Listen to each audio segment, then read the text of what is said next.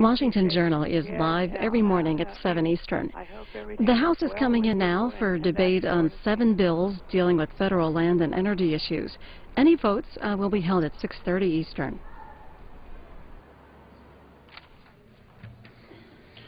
For what purpose does the gentleman from Alaska seek recognition? Mr. Speaker, I move to suspend the rules and pass H.R. 441 as amended.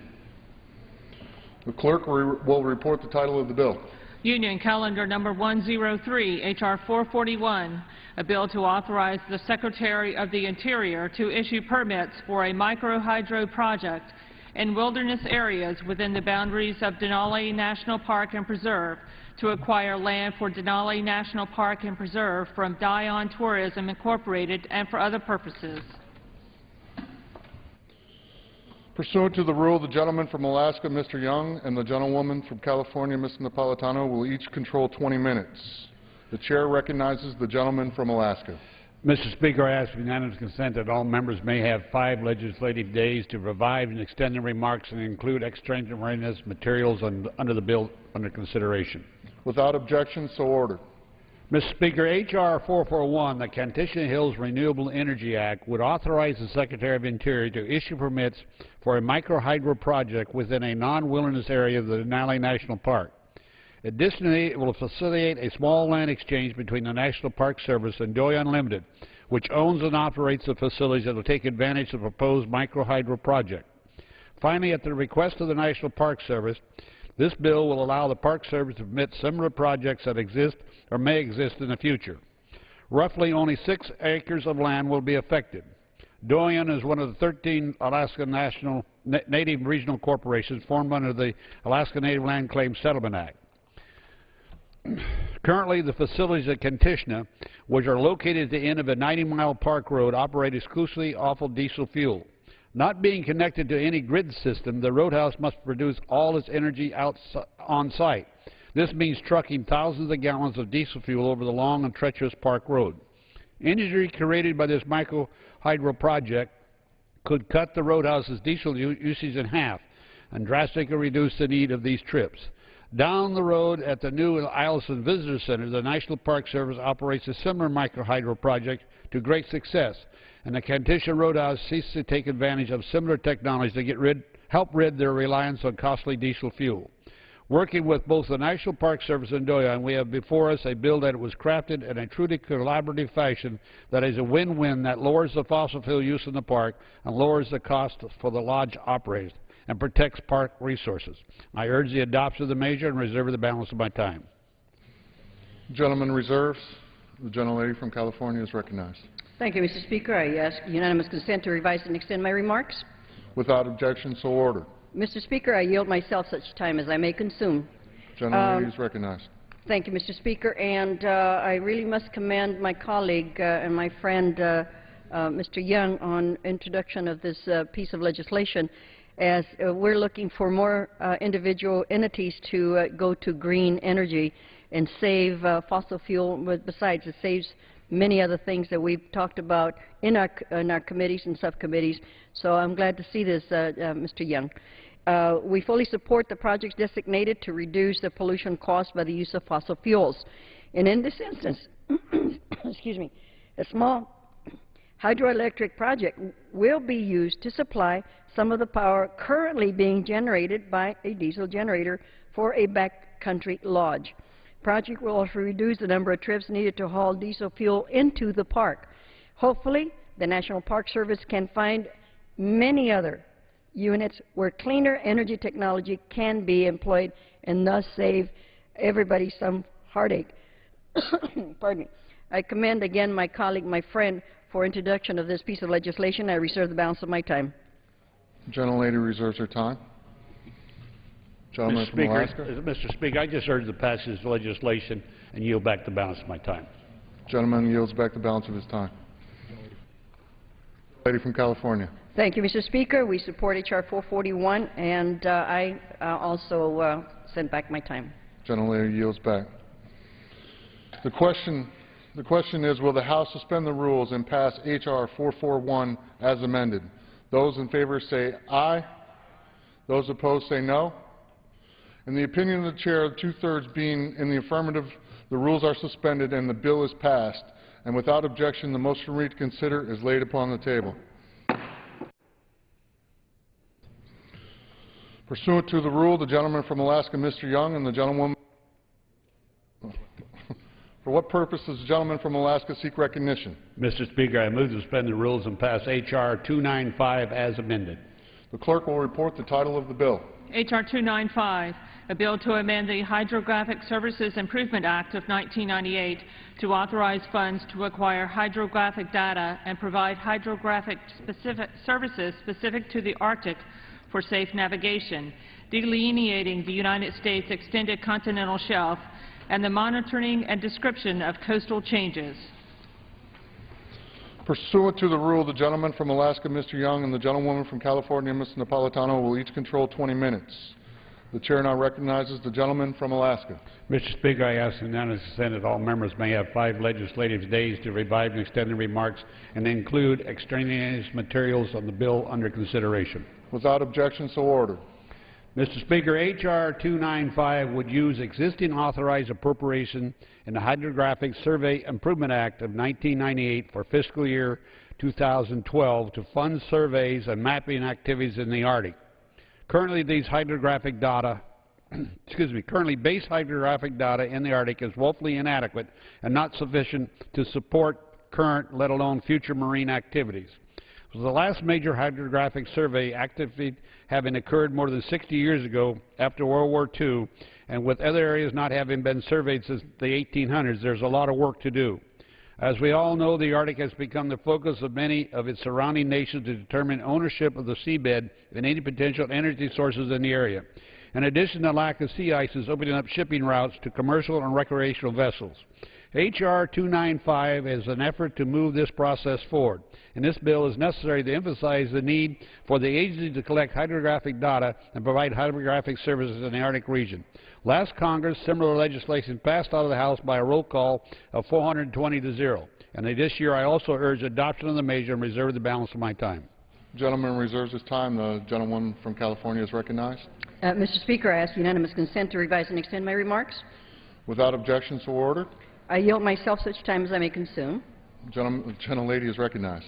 Thank you, Mr. Speaker, and I raise in support of H.R. 295 as amended, which would amend the Hydrographic Services Improvement Act of 1998 to authorize appropriations specifically for the acquisition of hydrographic data and coastal change analysis in the Arctic Ocean. Again, I commend my colleague for this forward-looking piece of legislation. We sometimes ignore scientific evidence that will help us be able to gauge where the rest of the world is going to be in regard to changes in the atmosphere, etc. And as scientific evidence does show, melting Arctic sea ice, is drastically changing the Arctic landscape. The collection of data authorized by this bill would help NOAA delineate the U.S. extended continental shelf, monitor coastal and ice pack changes, and also provide information so critical to international commerce, to our national defense, and to our natural resource management in that area. I again commend and thank my colleague, Congressman Young from Alaska, for introducing the bill, and I do reserve the balance of my time. The gentlelady reserves. The gentleman from Alaska is recognized. Mr. Speaker, I have no request for any speakers and yield back the balance of my time. The gentleman yields back. Gentlelady from California. Thank you, Mr. Speaker, and I also yield back the balance of my time since I do not have any speakers. The gentlelady yields back. The question is, will the House suspend the rules and pass H.R. 295 as amended? Those in favor say aye. Aye. Those opposed, no. In the opinion of the chair, two-thirds being the affirmative, the rules are suspended and the bill is passed. And without objection, the motion to reconsider is laid upon the table. Without objection, the title of H.R. 441 is amended. For what purpose does the gentleman from Alaska seek recognition? Mr. Speaker, I move to suspend the rules and pass H.R. 1160 as amended. The clerk will report the title of the bill. H.R. 1160, a bill to require the Secretary of the Interior to convey the McKinney Lake National Fish Hatchery to the state of North Carolina and for other purposes. Pursuant to the rules, the gentleman from Alaska, Mr. Young, and the gentlewoman from California, Ms. Napolitano, each will control 20 minutes. The chair recognizes the gentleman from Alaska. Mr. Speaker, I ask unanimous consent that all members have 5 legislative days to revive and extend their remarks and include extraneous materials on the bill under consideration. Without objection, so ordered. Mr. Speaker, I yield myself such time as I may consume. The gentleman is recognized. Mr. Speaker, this bill would transfer title to 422 acres of land for the Fish and Wildlife Service from the Fish and Wildlife Service to the North Carolina Wildlife Resources Commission. The Commission has been effectively managing this property since 1998 on an understanding with the service, and they have been providing anglers with 150,000 channel catfish each year. Both the state and the Obama administration testified in support of this conveyance. I note that Congress has previously conveyed 10 national fish hatcheries to various states and municipalities. I do urge the adoption of this measure and reserve the balance of my time. Gentleman reserves. The gentlelady from California is recognized. Thank you, Mr. Speaker. I ask unanimous consent to revise and extend my remarks. Without objection, so ordered. Thanks, sir. I yield myself such time as I may consume. Gentlelady is recognized. Mr. Speaker, I rise in support of H.R. 1160 as amended, which would convey the McKinney Lake National Fish Hatchery to the North Carolina Wildlife Resources Commission for the purposes of fish and wildlife management. This would allow for the continued operation of the hatchery and the important role it plays in the state's urban fishing program and in addressing the restoration or recovery needs of aquatic resources held in public trust. And as we've heard before, with the warming of the oceans, we are in critical need of helping conserve our fishing industry. So to me, this is really a critical piece of legislation. And I do commend my colleague, Congressman Kissel from North Carolina, for introducing his bill, which is supported by his state, his administration, and I reserve the balance of my time. Lady reserves. The gentleman from Alaska is recognized. You have another speaker, do you not? I reserve the balance of my time. Gentleman reserves. Gentlelady from California. Thank you, Mr. Speaker, and I do yield to Congressman Kissel from North Carolina for such time as he may consume. The gentleman is recognized. I would like to thank Mr. Speaker, my colleague, for yielding time. I do rise in strong support of H.R. 1160, the McKinney Lake National Fish Hatchery Conveyance Act. I'd like to thank the chairman, ranking member, and staff of the Natural Resources Committee for helping us put this bill together. I also want to thank those from the North Carolina Wildlife Resources Commission and those from the U.S. Fish and Wildlife Service that also helped my staff in putting this together. As said, the McKinney Lake Fish Hatchery is 422 acres located in south central North Carolina, near Hoffman, North Carolina. It consists of 23 ponds, with the main lake being McKinney Lake. It covers the water resources there cover 18 acres.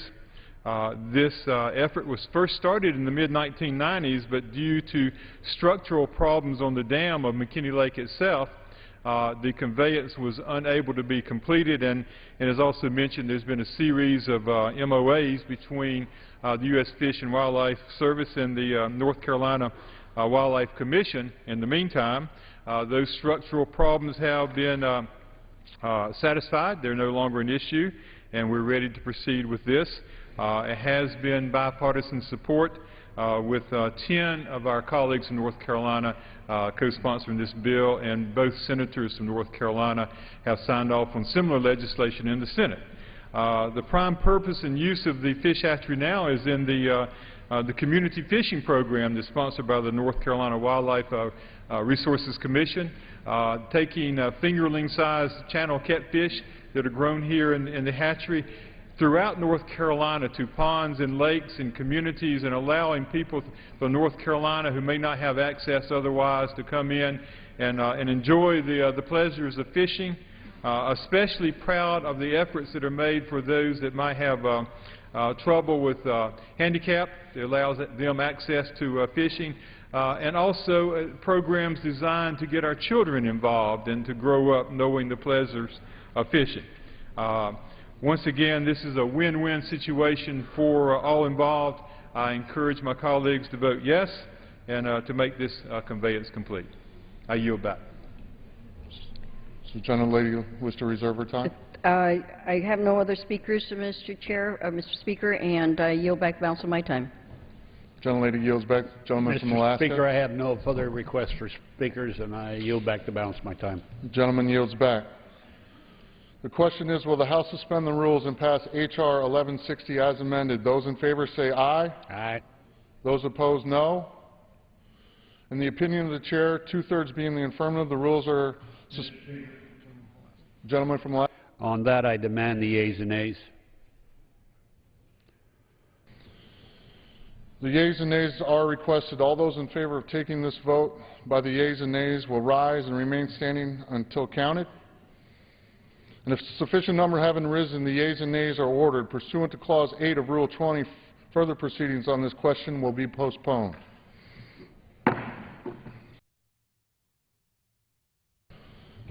For what purpose does the gentleman from Alaska seek recognition? Mr. Speaker, I move to suspend the rules and pass H.R. 461 as amended. The clerk will report the title of the bill.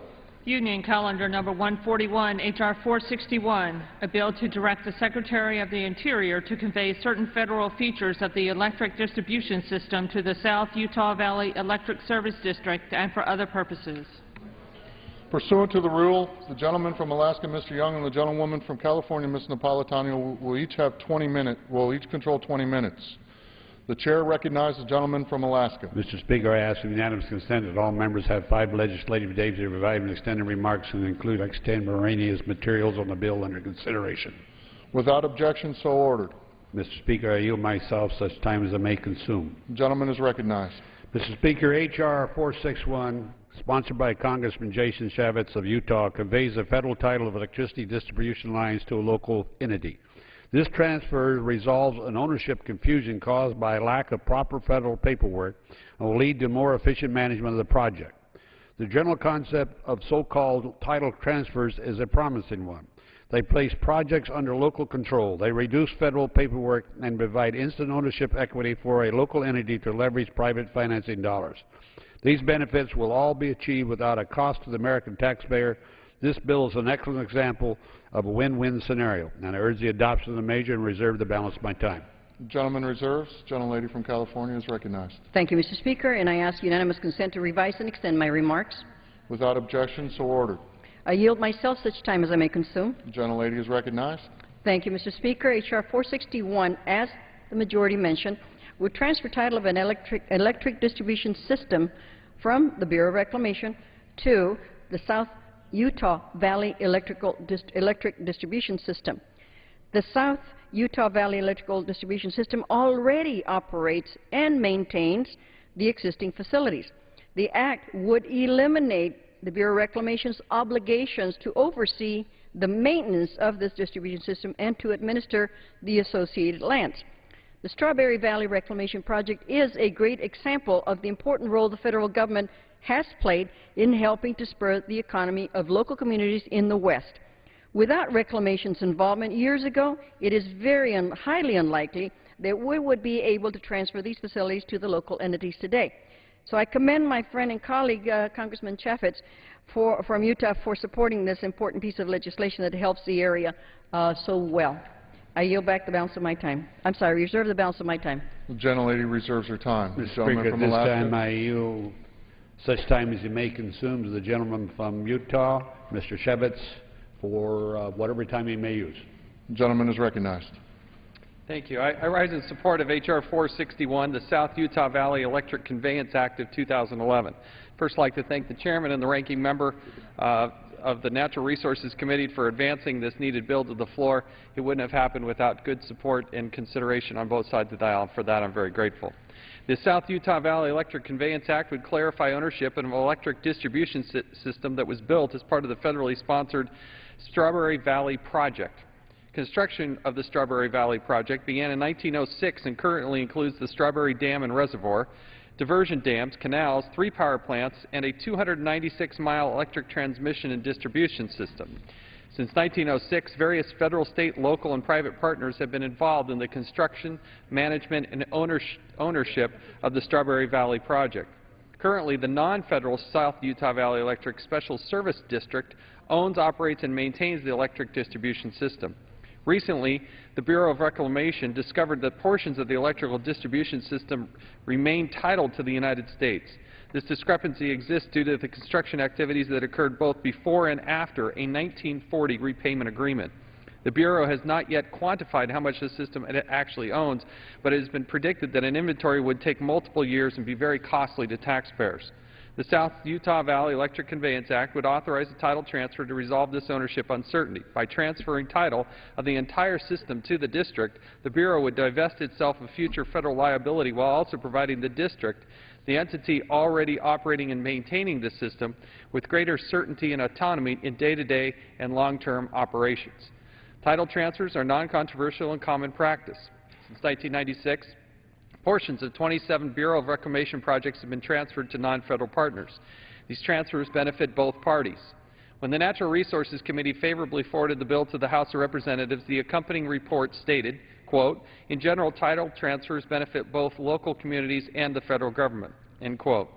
Further, legislation is in line with the Bureau of Reclamation's 1995 framework for transfer of title. This policy documents outline criteria needed for the title transfers in order to move forward. Number one, the Federal Treasury and therefore the taxpayers' financial interests must be protected. Number two, there must be compliance with all applicable state and federal laws. 3, interstate compacts and agreements must be protected. 4, the Secretary's Native American Trust responsibilities must be met. Number 5, treaty obligations and international agreements must be fulfilled. And number 6, the public aspects of the project must be protected. The South Valley Utah Electric Conveyance Act is in line with the Bureau's framework. And again, I'd like to thank Chairman Hastings and members of the Natural Resource Committee for advancing this bill to the floor and help on both sides of the aisle. The South Valley Utah Valley Electric Conveyance Act is beneficial to both the federal government and localities in Utah's 3rd Congressional District, and I would encourage my colleagues to support it. Yield back the balance of my time. Does the gentleman from Alaska wish to reserve? I reserve. The gentleman reserves. Gentlelady from California is recognized. Mr. Speaker, I have no speakers, so I yield back the balance of my time. Gentlelady yields back. But I do. I have no other speakers, so I yield back the balance of my time. The gentleman yields back. The question is, will the House suspend the rules and pass H.R. 461 as amended? Those in favor say aye. Those opposed, no. In the opinion of the Chair, 2/3 being the affirmative, the rules are suspended and the bill is passed, and without objection, the motion to reconsider is laid upon the table. For what purpose does the gentleman from Alaska seek recognition? Mr. Speaker, I move to suspend the rules and pass H.R. 818. The clerk will report the title of the bill. Union Calendar Number 163, H.R. 818, a bill to direct the Secretary of the Interior to allow for prepayment of repayment contracts between the United States and the Uinta Water Conservancy District. Pursuant to the rule, the gentleman from Alaska, Mr. Young, and the gentlewoman from California, Ms. Napolitano, will each control 20 minutes. The Chair recognizes the gentleman from Alaska. Mr. Speaker, I ask the unanimous consent all members may have 5 legislative days to revise and extend remarks and include extemporaneous materials on the bill under consideration. Without objection, so ordered. Mr. Speaker, I yield myself such time as I may consume. The gentleman is recognized. Mr. Speaker, H.R. 818 is to allow a local water district in Utah to prepay its loan obligations to the federal government. Prepayment can benefit local water utilities because it relieves them of interest costs and some regulatory burdens. This concept is similar to giving a family an option to prepay their mortgage and other debts to save compounded interest costs. It's also in the best interest of the American taxpayers since it will facilitate the revenues to the U.S. Treasury. I urge the adoption of this measure and reserve the balance of my time. Gentleman reserves. The gentlelady from California is recognized. Thank you, Mr. Speaker. I ask unanimous consent to revise and extend my remarks. Without objection, so ordered. Thank you, Mr. Speaker. I yield myself such time as I may consume. The gentlelady is recognized. Mr. Speaker, H.R. 818, sponsored by our friend and colleague, Congressman Matheson, would allow the Uinta Water Conservancy District of Uinta County in Utah to prepay. That means to pay ahead of time, for anybody that really understands the prepay, the debt owed to the federal government for the construction of the Jensen unit. At a time when our country is watching our dollars in cents, H.R. 818 is the legislation that does make very much credible sense. The Water District would have the option to pay their loan early. What a novel concept. And translate the interest savings into lower rates for their customers. Again, quite an interesting concept. The federal government, in turn, would benefit from the accelerated repayment of the debt to the Treasury and be able to use that for debt reduction or whatever else is needed. I do commend Congressman Matheson of Utah for his efforts in moving this legislation. Identical legislation passed the House unanimously in the 111th Congress. I ask my colleagues to support this bill, and I reserve the balance of my time. Gentlelady reserves. Gentleman from Alaska. I reserve. Gentleman reserves. I yield to Congressman Matheson from Utah. Gentleman is recognized. Thank you, Mr. Speaker. I rise in support of H.R. 818, which would direct the Secretary of Interior to allow for prepayment of repayment contracts between the United States and the Uinta Water Conservancy District. I would very much like to thank Chairman Hastings and McClintock and Ranking Members Markey and Napolitano for their support in moving this bill through the Resources Committee. This is a common-sense bill that encourages and promotes fiscal responsibility at all levels of government. Allowing the Uinta Water Conservancy District to pay its debt obligations back early and in a timely manner is what we like to call a win-win. It's financially beneficial to local and federal government alike. It provides local government the ability to responsibly self-govern, giving them the flexibility to pay off their loan early and save hundreds of thousands of dollars in future interest payments. This savings will result in lower costs to the water users, very important as we continue to grow out of the current economic recession and look for additional ways to support much-needed economic development in rural communities. Likewise, allowing for prepayment results in a significant payment to the federal treasury. As Congress continues to look for ways to trim the federal budget and encourage best practices and good government policies, allowing for prepayment is a good model to follow. In addition, I believe this legislation provides a good opportunity to help rural communities prioritize and implement best practices to utilize scarce resources in an effort to meet rural water demands in a cost-effective and fiscally responsible manner. I'd also like to point out that there is precedent for allowing prepayment of repayment contracts. H.R. 818 is similar to legislation used by the Central Utah Water Conservancy District, which allowed for prepayment of the repayment contracts for the Bonneville unit. This effort saved hundreds of thousands in taxpayer dollars, allowed for project managers to consider time and cost savings through a balanced approach to managing an important resource in my state. This bill, H.R. 818, the same bill passed the House unanimously in the 111th Congress. It's also this Congress been reintroduced in the Senate by my counterparts in the Utah delegation, Senators Hatch and Lee. I urge my colleagues to join me in passing this bill once again. Thank you. I yield back the balance of my time. Gentleman yields back. Gentlelady from California. Thank you, Mr. Speaker. I have no further speakers, but I would urge my colleagues to vote for this very important piece of legislation. I yield back the balance of my time. Gentlelady yields back. Gentleman from Alaska. Mr. Speaker, I yield back the balance of my time. Gentleman yields back. The question is, will the House suspend the rules and pass H.R. 818? Those in favor say aye. Those opposed, no. In the opinion of the chairs, 2/3 being in the affirmative, the rules are passed and the rules are suspended and the bill is passed. Without objection, the motion to reconsider is laid upon the table. For what purpose does the gentleman from Alaska seek recognition? Mr. Speaker, I move to suspend the rules and pass H.R. 320. The clerk will report the title of the bill. House Calendar Number 55, H.R. 320, a bill to designate a Distinguished Flying Cross National Memorial at the Marchfield Air Museum in Riverside, California. Pursuant to the rule, the gentleman from Alaska, Mr. Young, and the gentlewoman from California, Ms. Napolitano, will each control 20 minutes. The chair recognizes the gentleman from Alaska. Mr. Speaker, I ask unanimous consent that all members may have 5 legislative days to revive and extend their remarks and include extemporaneous materials in a bill under consideration. Without objection, so ordered. Mr. Speaker, I yield myself such time as I may consume. Gentleman is recognized. I want to begin by thanking Congressman Calvert for introducing this bill to designate a memorial in the honor of the over 150,000 current and former members of the armed forces who have been awarded the Distinguished Flying Cross. A new memorial is dedicated October 27, 2010 at Marchfield Air Museum in Riverside, California.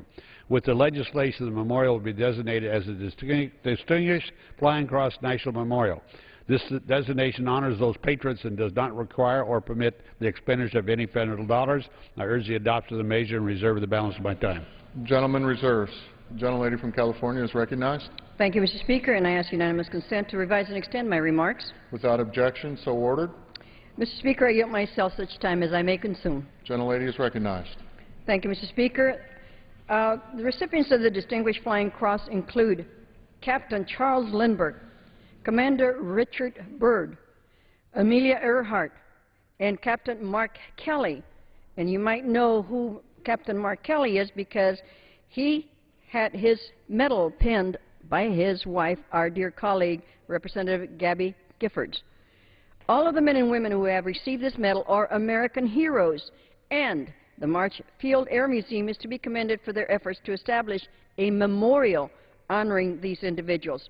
On our side, we would likely support some federal funding for the project, but knowing our status on our budgetary problems, and our friends on the other side have written the bill to prohibit federal support. Nevertheless, we do wholeheartedly support H.R. 320. I commend my friend and colleague Ken Calvert from my home state of California for introducing this piece of legislation to recognize all our heroes, and I reserve the balance of my time. Gentlelady reserves. Gentleman from Alaska. Mr. Speaker, I yield such time as he may consume to the gentleman from California, Mr. Calvert. Gentleman is recognized. Mr. Speaker, I rise in support of H.R. 320, a bill to designate a National Distinguished Flying Cross Memorial in Riverside, California. I thank my friend Mr. Young and Mrs. Napolitano for managing the bill today. I'm honored to represent the Inland Empire chapter of the Distinguished Flying Cross Society, which is the primary sponsor of this memorial. The memorial honors all current and former members of the armed forces who have been awarded the Distinguished Flying Cross. In the 111th Congress, I introduced H.R. 2788, which passed the House unanimously, and today I stand again in support of H.R. 320, which would designate a memorial at March Field Air Museum as the Distinguished Flying Cross National Memorial.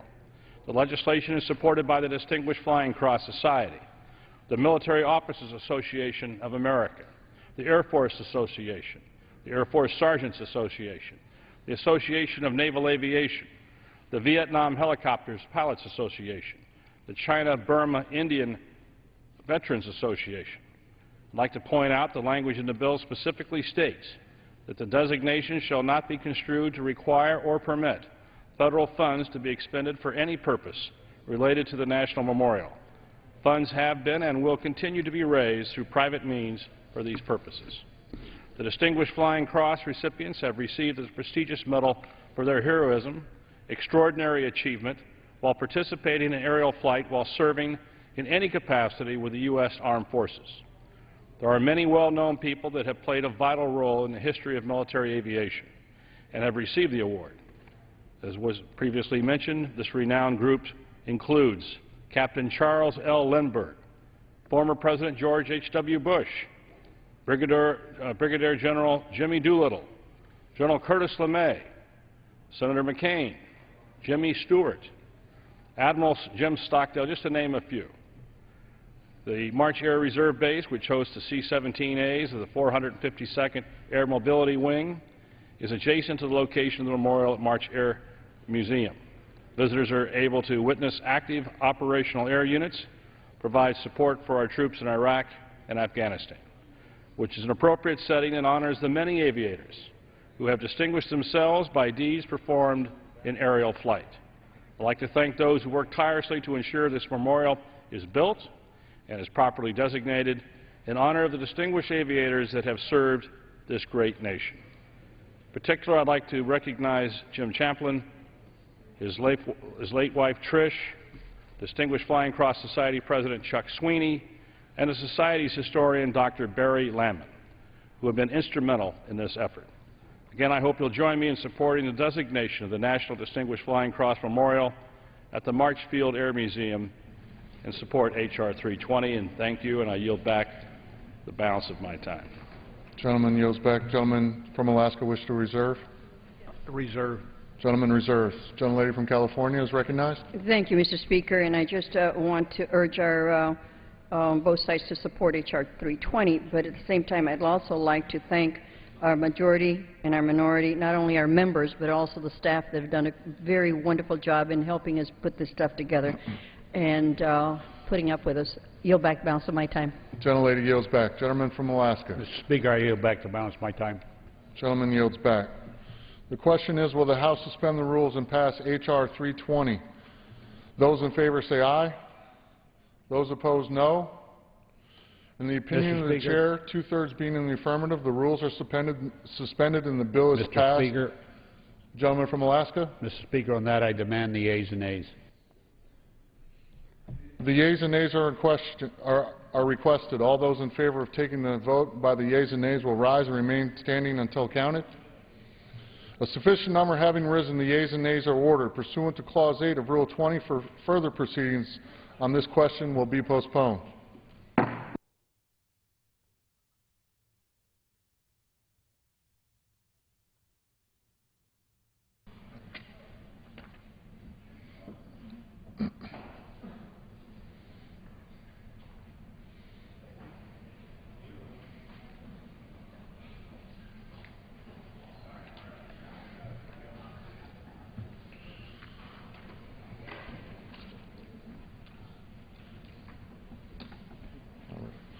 For what purpose does the gentleman from Wisconsin seek recognition? Mr. Speaker, I move to suspend the rules and pass the bill H.R. 2594. The clerk will report the title of the bill. Union Calendar Number 151, H.R. 2594, a bill to prohibit operations of civil aircraft of the United States from participating in the European Union's emissions trading scheme and for other purposes. Pursuant to the rule, the gentleman from Wisconsin, Mr. Petri, and the gentlewoman from Florida, Mrs. Brown, will control 20 minutes. The Chair recognizes the gentleman from Wisconsin. Mr. Speaker, I ask unanimous consent that all members have 5 legislative days in which to revise and extend their remarks and include extraneous material on the bill before us, H.R. 2594. Without objection, so ordered. Speaker, I ask unanimous consent to include in the congressional record the exchange of letters between the Committee on Foreign Affairs and the Committee on Transportation and Infrastructure concerning H.R.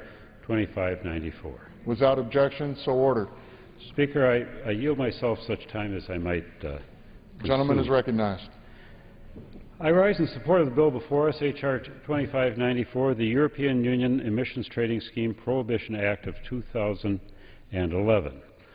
Starting in January of 2012, the European Union will begin to unilaterally apply its emissions trading scheme to civil aviation operators landing in or departing from one of the EU member states. Under the emissions trading scheme, EU member states will require international air carriers and operators to pay for emission allowances and, in some cases, penalties for carbon emissions. The scheme will apply to the entire length of the flight, including those parts of the flight outside the EU airspace. For instance, a flight leaving Los Angeles for London, taxes would be levied not just on the portion of the flight over the United Kingdom, but also for the portions of the flight over the United States sovereign soil and the high seas. On September 30th, 21 countries, including the U.S., signed a joint declaration against the EU emissions trading scheme in New Delhi, India. Despite serious legal issues and objections by the international community, the EU is pressing ahead with its plans. The bill before us will prohibit U.S. aircraft operators from participating in this illegal scheme put forward unilaterally by the EU. The European Union's unilateral application of the scheme onto U.S. flagged operators without the consent of the United States government raises significant legal concerns under international law, including violations of the Chicago Convention and the U.S.-EU Air Transportation Agreement. There are also concerns that the emissions trading scheme is nothing more than a revenue raiser for EU member states, as there is no requirement that EU member states must use the funds for anything related to the reduction of carbon dioxide production by the civil aviation sector. The emissions trading scheme will extract money from the airline industry that would otherwise be invested in next-gen technologies and the purchase of new aircraft, just 2 proven methods for improving environmental performance. In addition, the scheme would introduce a new commodities market into the cost structure for airlines. Given the havoc fluctuating oil markets have played on the U.S. airline industry, doesn't make sense to subject the struggling airline industry to another commodities market that is vulnerable to speculation. According to the Air Transportation Association's testimony before the Aviation Subcommittee this July, the extraction of capital from the aviation system as envisioned under the EU emissions trading scheme could threaten as many as 78,500 U.S. jobs. This is unacceptable. Finally, there are considerable concerns about the proliferation of EU member states' eco-charges being put in place on top of the emissions trading scheme. Questions have arisen as to whether the eco-charges are consistent with U.S. member states' obligations under international law and whether some of these charges may, in effect, be double charges for the same emissions the EU intends to regulate under the emissions trading scheme. Given all of these concerns, we believe that the European Union needs to slow down, carefully weigh their plans to include international civil aviation in their emissions trading scheme. We believe a better approach is to work within the international civil aviation community through the UN International Civil Aviation Organization to establish consensus-driven initiatives to reduce emissions. However, because the EU has shown no interest in working with the international community to address their concerns and objections, and to seek a global approach to civil aviation emissions, we're moving this bipartisan legislation forward to ensure U.S. operators will not participate in their unilateral and questionable scheme. The Obama administration and Republicans and Democrats here in the House have recognized the troubled approach taken by the Europeans and have expressed ardent opposition. This legislation is one of many avenues the United States can take, concurrent with others, to resolve this conflict.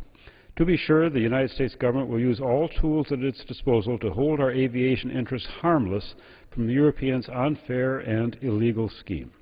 I urge my colleagues to support this bipartisan legislation, and I reserve the balance of my time. Gentleman reserves. The gentlewoman from Florida is recognized. Thank you, Mr. Speaker. I rise in support of H.R. 2594, a bill that will protect U.S. airlines, their employees, and their passengers from the European Union plan to unfairly charge U.S. airlines for emissions in U.S. airspace. President Obama has taken a strong stand against the EU emissions trading scam on the grounds that it is inconsistent with international aviation law and practice. Additionally, airlines and labor groups oppose it because it would impose new and unjustifiable costs on the industry and destroy American jobs. Climate change is a global problem that requires a global solution. Working through the International Civil Aviation Organization, the United States have committed to find a global solution to address aviation emissions based on agreement and cooperations. However, the EU has decided to move forward with a go-it-alone approach that is contrary to international law and violates U.S. sovereignty by charging U.S. airlines for all emissions from flights between the United States and Europe, even the portion of flights over our own airspace, and return the revenue to European countries without any specific assurances regarding how the revenue will be used. That is unacceptable. This bill will protect U.S. airlines from unjust liability under the EU emissions trading system. It sends a strong message from Congress that we do not support what the EU is doing for a variety of reasons. The United States is far from alone in expressing strong opposition to the EU proposal. Last month, 25 other countries joined the United States in signing a joint declaration in India that calls upon the EU not to impose the emissions trading system on non-European airlines, and they urge EU members and countries to instead address aviation emissions through ICAO, where progress already is being made. The United States and other international partners stand ready and willing to work to address this issue constructively through the proper international framework. We rightfully expect both governments and airlines to be good stewards of the environment and do everything possible to reduce harmful carbon emissions. In fact, the Federal Aviation Administration and the airline industry have invested billions of dollars in next-gen air traffic upgrades, and the FAA plans to reduce emissions by 2% a year through these improvements. Further, U.S. improved fuel efficiency by approximately 111% since 1978. From 2000 to 2009, U.S. carriers reduced fuel burn and carbon emissions by 15% while carrying 7% more passengers and cargo. At a meeting last week, I, along with Chairman Mica and several other members of the committee, met with European Union representatives to express our willingness to work with our friends to come to a more equitable solution to this problem. And I believe that the meeting was very productive. But we also made it quite clear that the EU my way or the highway approach was totally unacceptable, and we would take every action necessary to prevent the implementation of these unnecessary and dangerous taxes. And we made it clear that the Congress would stand up and defend the sovereignty of the United States. With that, I reserve the balance of my time. Gentlelady reserves. Gentleman from Wisconsin. Mr. Speaker, I yield such time as he may consume to our colleague from Pennsylvania, Mr. Bill Schuster. Gentleman from Pennsylvania is recognized. I thank the gentleman for yielding, and I couldn't agree more with my colleague from Florida, Ms. Brown, on her support for H.R. 2594. And to my colleagues watching or listening to this debate tonight, I would urge you to listen closely, because this is a serious situation that's going to occur, and it's up to Congress to send a message to the European capitals of the world that the United States will not stand for this. This will be a terrible burden for not only our carriers, but for aviation, airlines, air travel, commercial travel around the world.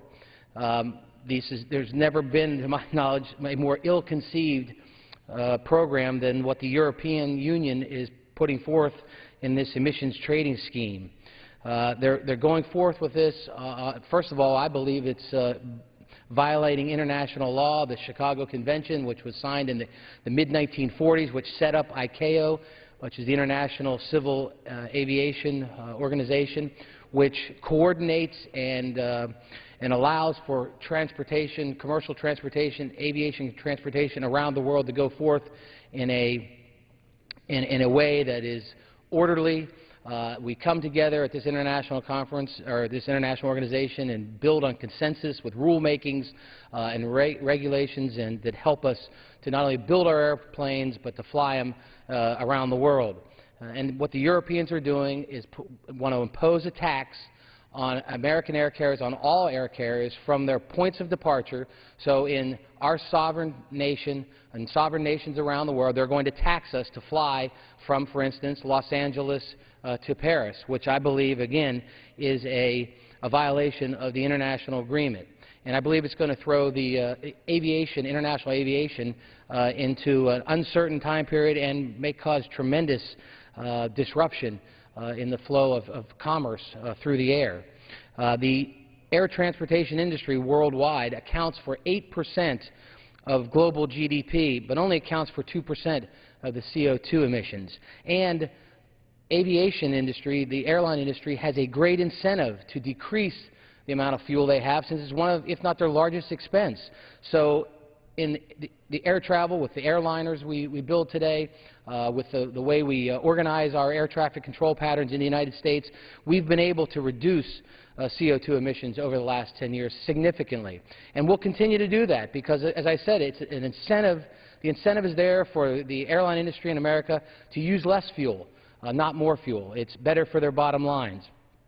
Once again, this trading scheme, this emissions trading scheme, is going to impose a tax on our carriers. And the Europeans estimate it'll be about $2 a ticket. Our aviation industry, airline industry, believes it'll be somewhere between $2.50 and $4 a ticket. We're not sure, but let's say take the Europeans' numbers, $2 a ticket. If you look over the last 10 years in the aviation industry in this country, we have lost $2.80 per ticket sold. So you're talking about an industry that's now recovering, an industry that seems to be making profits. If the Europeans are allowed to impose a $2 tax, it will probably wipe out the entire profits of our airline industry. So we can't let it stand. Also, it's a counterproductive measure. The Europeans say that they're going to reduce emissions by this. I believe it's going to just do the opposite. What's going to happen is these planes, not the new planes, but the old ones, refurbished ones, are going to go to other parts of the world. And these old planes do emit more CO2. So there's going to be places in Africa and Asia and countries that can't afford the newest, latest, greatest Boeing or Airbus planes, and they're going to be spewing more emissions into the air. So it's counterproductive. And if you want an industry to invest in more fuel-efficient airliners, they need to make a profit. So you're going to take that profit away. They will not be able to invest in new ways to reduce emissions coming from these airliners. So it's counterproductive. It also, if the Europeans want to reduce emissions, which they have not in their airline industry over the last 10 years, one of the things they could do, a huge step in the right direction, is to create a single European airspace. And they've been unable to do that. And today, when you fly into the United States, because we're so much more efficient than the Europeans, our planes land quicker. That means they are not up in the atmosphere putting out CO2 emissions. In the European theater, what you have are 25 or 30 different airspaces. So what you tend to do are planes circle around the airport for longer periods of time, emitting more CO2. So if the Europeans are really serious about this, instead of just doing the easy thing and tax the Americans or tax the Chinese or tax the Russians, they should look at seriously turning their 30 different airspaces into a single European airspace. That would have tremendous improvement on the amount, or it would have tremendous reduction in the CO2 that they're putting off into the air. So, my colleagues, if you're listening to this tonight, I urge you strongly to support the gentlelady from Florida and myself and others in a bipartisan way to send a strong vote, a strong message to the Europeans to don't go down this path. Let's sit down at the table. Let's work together. We can do something that reduces CO2 without taxing American carriers and disrupting an international organization that's been so positive and so vital to commerce in this world. So with that, I yield back to the Gentleman from Pennsylvania yields back. Gentleman from Wisconsin reserves. Gentlelady from Florida is recognized. Yes, sir. I yield 2 minutes to Mr. Holden from Philadelphia. Pennsylvania. I thank my friend from Florida for yielding, and I rise in support of this bipartisan legislation. This committee has just concluded meetings with the International Civil Aviation Organization. Of that organization, that commission, there are 36 votes. 26 of the voting nations have in writing expressed their disapproval of what the Europeans are approving. The only 10 countries in approval are 8 European countries and Australia and Canada. We believe that this clearly violates Article 1 of the Chicago Convention of 1944. Article 1 states that all signature countries to this agreement shall have control over their own airspace.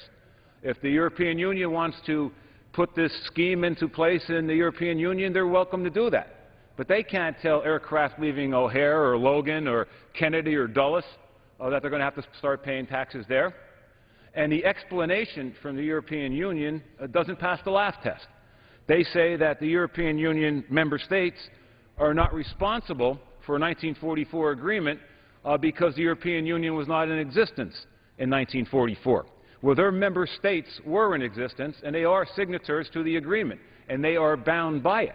And if the European Union continues to move down this path, they know at ICAO that there are remedies, and they know that there are going to be remedies that are going to be sought. So I urge this body to pass this legislation today, and I even more urge the Europeans to put this aside, come back to the ICAO organization, a vision that FDR had in 1944 to control international aviation, to have a global solution to this problem that we face. And I yield back the balance of my time. Gentleman yields back. Gentlelady from Yes, Florida. Mr. Speaker, how much time is left on both sides, please? The gentlelady has 14 minutes remaining. And The gentleman from Wisconsin has 9. yes, sir, I reserve my time. Gentlelady reserves. Gentleman from Wisconsin. Well, we'd reserve at this time if the... Gentleman reserves the balance of his time. Gentlelady from Florida. Yes, I yield 5 minutes to Mr. Markey from Massachusetts, I think. Yes. Mr. Markey. Gentleman from Massachusetts is recognized for 5 minutes. I thank the gentlelady, and I rise in opposition to this legislation. If it were to pass the House, we lawmakers would be directing the Secretary of Transportation to tell U.S. airlines not to follow the law. If we prohibit our companies from complying with laws in other countries, we should expect other countries to do the same when it comes to their companies complying with U.S. law. In an effort to protect U.S. airlines, this bill might actually undermine airline security. The U.S. currently requires international airlines to comply with a wide range of U.S. laws when it comes to passenger, baggage, and cargo security in order to do business in our country. If we legislate our companies out of Europe's environmental laws, our homeland security could be adversely impacted if European countries decided to withhold their cooperation in response with regard to screening of baggage for bombs on planes flying into the United States. When it comes to pollution from the transportation sector, the United States was the first to pass a law requiring anyone in the world interested in coming to our shores to follow our environmental regulations. In 1990, Congress passed the Oil Pollution Act in the aftermath of the Exxon Valdez oil spill. In order to reduce the risk of an oil spill, it required all tankers operating in U.S. waters to be double-hulled by 2015. No matter what country's flag a tanker is flying, it will have to double hull to sail into the United States of America to protect us from their pollution. We acted unilaterally to protect our country from the carbon pollution associated with an oil spill 21 years ago. Now, after years of trying to forge an international aviation agreement, the European Union is acting to protect itself from the carbon pollution associated from airline travel. Last week, an independent team of scientists at Berkeley released their analysis of land surface temperature records going back to 1800. They found, as their counterparts in NOAA and NASA had previously shown, that temperatures over the last decade were increasing. Once again, scientists have confirmed that global warming is real. Now that independent scientists have validated this bedrock fact, perhaps my colleagues who have questioned the science of climate change will be willing to give climate scientists the benefit of the doubt that the rest of their findings are accurate. And those findings have sobering consequences for the United States. More heat waves, rising sea levels, declining snowpack, more frequent drought, more extreme precipitation when it does rain, to name just a few. 2011 has been a record-breaking year for extreme weather in the United States. If left unchecked, climate change could make a year like this seem normal. The Europeans are taking climate change seriously. We shouldn't undermine their efforts by legislating that our airlines break the law. I would urge a no vote on H.R. 2954, and just remember that all of the other laws that we expect them to abide by in terms of the protection of American environment and American security become jeopardized when we question legitimate laws that the Europeans put on the books in order to protect our planet. And so I urge a no vote on this bill. The gentleman yields back. Gentlelady from Florida. I'll take.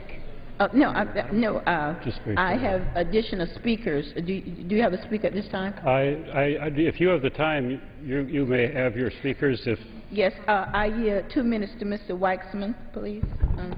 Gentleman from California is recognized for 2 minutes. I thank the gentlelady for yielding to me. And Mr. Chairman, I also rise in opposition to this legislation. I think Mr. Markey made an articulate case and a compelling case. If we expect European companies to comply with U.S. laws when they do business in our country, whether the EU countries agree with our laws or not, we have to respect their laws. But this bill, H.R. 2594, prohibits U.S. airlines from complying with the laws of the European Union. Worldwide aviation is estimated to produce about 3% of the total man-made greenhouse gas emissions, and these emissions are rising rapidly. In an effort to address aviation's uncontrolled contribution to climate change, the EU has adopted a cap on greenhouse gas emissions from the aviation sector. The EU program sets modest and achievable emission limits. It is flexible and market-oriented, and there is no viable alternative approach based on regulating only those emissions that occur in a country's own airspace. The EU program also should benefit U.S. aircraft and engine manufacturers such as Boeing and Pratt & Whitney, which are building more efficient engines today. The program will encourage airlines to purchase new aircraft with lower fuel costs, boosting the economy and potentially saving consumers money. I just got off a plane, as a matter of fact, today from the European Union, and I would hate to think that when I travel on an American airline, they will not respect the laws in the European Union, or the European Union might decide they don't have to respect our laws. I urge a no vote on this bill. Yield back the balance of my